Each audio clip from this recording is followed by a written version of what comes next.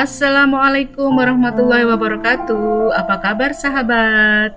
Jumpa lagi di channel Runi Education, channel pendidikan dan kegiatan pembelajaran. Sahabat, kali ini kita akan belajar di tema 3, subtema 1, pembelajaran keempat. Namun sebelumnya, marilah kita awali dengan berdoa terlebih dahulu.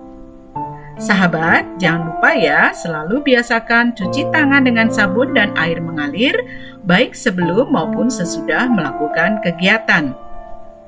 Oh iya, jangan lupa ya untuk jaga selalu kesehatan diri agar kita terhindar dari segala macam penyakit. Oh iya sahabat, untuk lebih jelasnya, yuk kita simak saja tayangan berikut ini.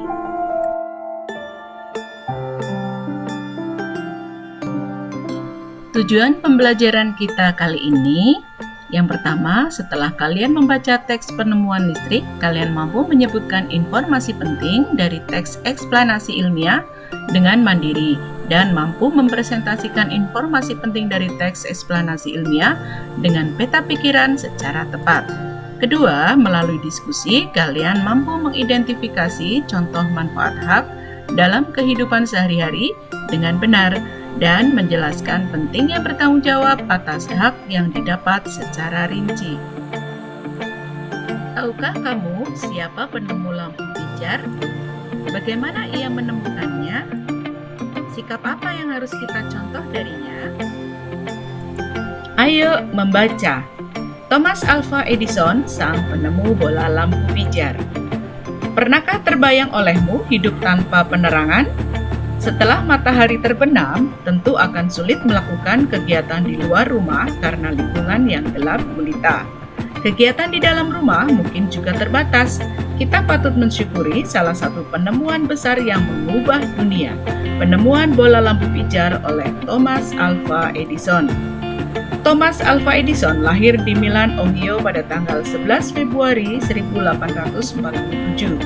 Ia tidak pernah menyelesaikan pendidikan resmi di sekolah. Ia hanya sempat bersekolah selama 3 bulan. Edison diajar oleh ibunya di rumah. Walaupun tidak mengikuti pendidikan formal, terlihat bahwa Edison memiliki rasa ingin tahu yang sangat tinggi. Di usia 11 tahun, Edison sudah dapat membuat telegraf sederhana. Di usia 12 tahun, ia memanfaatkan waktu luangnya untuk membaca literatur dan melakukan berbagai percobaan. Pada tahun 1861, ia mencetak koran. Koran terbitannya adalah Weekly Herald, laris terjual. Ia melihat dunia butuh penerangan. Ia menghabiskan waktu selama 2 tahun serta dana yang cukup besar untuk mengembangkan penemuan. Melalui kerja kerasnya, pada tanggal 21 Oktober 1879, lahir lampu pijar listrik pertama yang dapat menyala selama 40 jam. Kegigihan Thomas Alva Edison memberikan hal baru bagi dunia. Rasa ingin tahunya yang sangat tinggi dan sikap pantang menyerahnya mampu mengubah dunia menjadi lebih baik.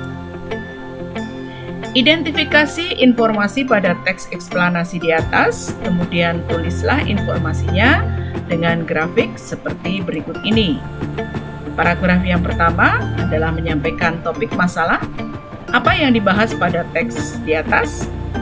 Kemudian pada paragraf kedua adalah deret penjelas. Siapakah Thomas Alva Edison? Silakan kalian jelaskan. Kemudian pada paragraf ketiga juga masih terdapat deret penjelas dengan pertanyaan bagaimana Thomas Alva Edison menemukan bola lampu pijar. Dan pada paragraf keempat, kesimpulan dan pesan pendapat pribadi penulis. Apa yang dapat kamu simpulkan tentang sikap Thomas Alva Edison? Selamat berlatih. Lampu belajar hadiah dari ayah.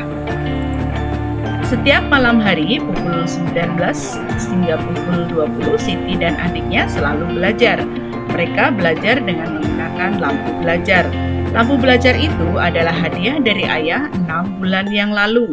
Ayah memberikan lampu belajar kepada Siti dan adiknya supaya mereka giat belajar. Siti selalu menjaga lampu belajar miliknya. Ia mematikan ketika sudah selesai digunakan. Ia juga membersihkannya jika kotor. Sampai saat ini, lampu belajar Siti masih dapat digunakan dengan baik. Siti terlihat nyaman saat belajar. Berbeda dengan adik Siti yang selalu mengeluh ketika belajar. Lampu belajarnya pun rusak. Lampu belajarnya rusak karena sering tidak dimatikan. Terlihat juga banyak kotoran yang menempel karena jarang dibersihkan. Ayah berpesan kepada Siti dan adiknya untuk merawat barang-barang mereka. Barang-barang yang dirawat dengan baik tidak mudah rusak.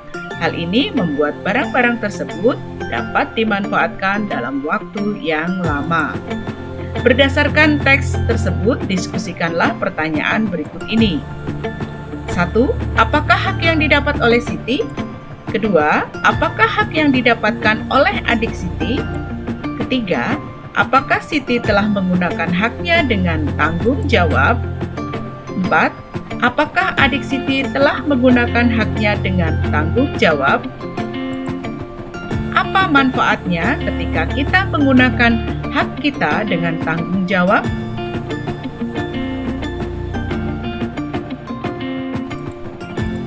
Amatilah benda-benda yang menjadi hakmu. Apakah kamu telah menggunakannya dengan tanggung jawab?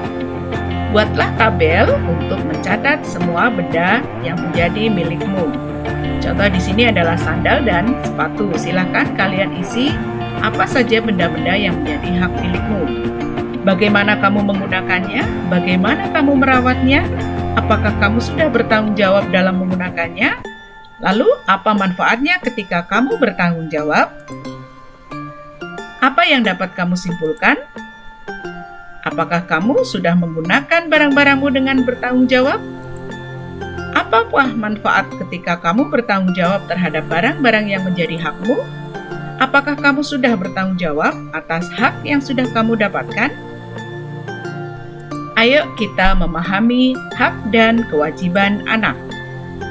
Dalam Undang-Undang Nomor 23 Tahun 2002, Republik Indonesia mengatur tentang perlindungan anak. Tujuan dari undang-undang ini adalah agar anak dapat hidup, tumbuh, berkembang, berpartisipasi secara optimal, dan perlindungan dari segala bentuk kekerasan. Hak anak dalam lingkungan keluarga antara lain yaitu hak mendapatkan kasih sayang dan perhatian, perlindungan dan rasa aman, makanan yang bergizi, pakaian dan tempat tinggal yang layak, layanan kesehatan dan pendidikan, kebebasan beribadah, berekspresi, dan berpikir, serta kebutuhan rekreasi. Kewajiban anak di lingkungan keluarga antara lain hormat dan patuh pada orang tua, melaksanakan tugas sebagai anggota keluarga sesuai dengan tugasnya, membantu pekerjaan orang tua di rumah seperti membantu ibu membersihkan tempat tidur, menyapu, mencuci piring sendiri, dan sebagainya. Keempat, berpamitan kepada orang tua ketika akan pergi sekolah atau bermain. Sudahkah kalian melaksanakannya? Berikutnya adalah hak orang tua dalam lingkungan keluarga, antara lain berhak mendapatkan kasih sayang dari anggota keluarga yang lain, berhak dihormati dari anggota keluarga yang lain, berhak mengatur kehidupan dalam keluarga. Kewajiban orang tua dalam lingkungan keluarga antara lain mencari nafkah untuk memenuhi kebutuhan keluarga, melindungi anggota keluarga, memberikan pendidikan kepada anaknya, mendidik, membimbing, dan mengarahkan dengan tujuan baik dan benar. 4 prinsip hak konversi anak adalah non-diskriminasi, best interest of the child atau prinsip yang terbaik untuk anak, kelangsungan hidup anak, dan penghargaan terhadap anak. Setelah kita mempelajari beberapa tokoh penemuan terkenal di dunia dan memahami hak dan kewajiban anak, ayo kita renungkan sejenak. Apa yang sudah kamu pelajari hari ini? Apakah kamu sudah mempunyai sikap pantang menyerah untuk dapat memahami materi hari ini? Kerjasama dengan orang tua. Sampaikan kepada orang tuamu tentang Thomas Alva Edison. Sampaikan nilai-nilai kerja keras dan pantang menyerah yang ia miliki. Mintalah pendapat mereka agar kamu dapat mengaplikasikan nilai-nilai tersebut dalam kehidupan sehari-hari. Hai, bagaimana sahabat? pembelajarannya kali ini. Semoga menyenangkan ya, dan kalian lebih mudah untuk memahaminya. Oh iya, apabila kalian mengalami kesulitan, tanyakanlah kepada Bapak dan Ibu guru di sekolah masing-masing ya, atau tulis kolom komentar di bawah ini. Oh iya, jangan lupa pula perbanyak membaca dan berlatih secara mandiri. Saksikan terus tayangan video pembelajaran di Runi Education agar kita bisa mengikuti pembelajaran selanjutnya. Terima kasih ya atas perhatiannya. Wassalamualaikum warahmatullahi wabarakatuh. Dah.